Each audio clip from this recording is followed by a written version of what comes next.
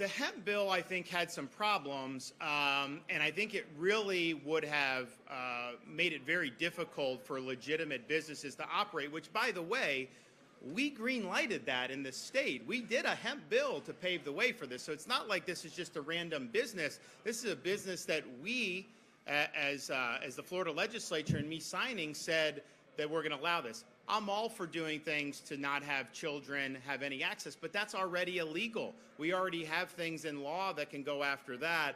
So there was other things that I thought were heavy-handed. Now, looking at it, the marijuana industry was supporting this hemp bill. I mean, I think the marijuana industry wanted this hemp bill.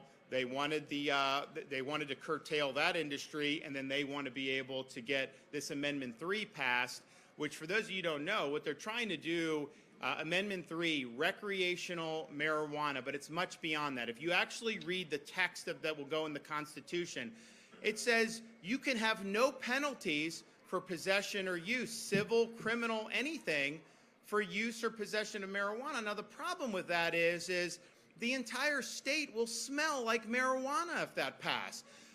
Denver did, Colorado did this. It totally failed. California did it, totally failed. Everywhere that's done this has been a complete and utter failure. And so I wouldn't say that was the primary thing, but when I did see marijuana industry trying to support this, you know, some of these people that are funding the marijuana, they came in when we did the medical marijuana, which I implemented because the voters passed it, and they said, we don't believe in recreation, we just want to do medical, we think it can help alleviate pain or whatever. And those same people that were saying that are now trying this amendment, which, oh, by the way, this amendment, actually, the proponent of it, one company, out-of-state company, they wrote themselves into the amendment, into the Constitution.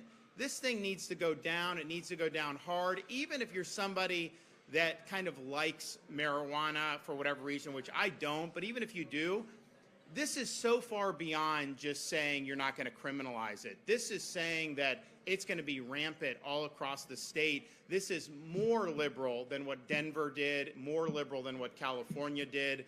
And you can talk to people in places like Denver, and they will tell you it was a mistake. Even people that supported it at the time, they will tell you that it was a mistake. So let's be smart about this. Our state is doing well.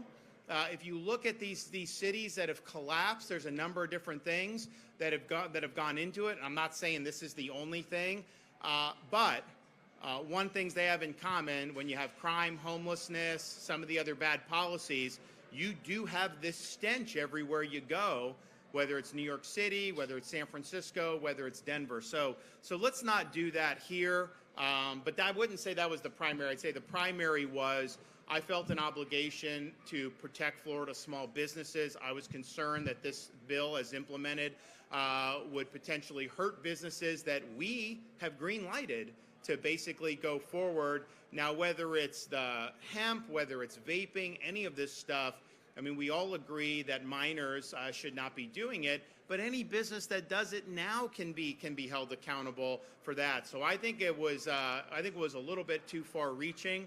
And I do think we'll be able to do something next year that will be targeted at the problems, because there are some any industry is going to have some problems, but that's targeted in a way that's going to go after the bad actors, but not drop the hammer on people that are just trying to make a living.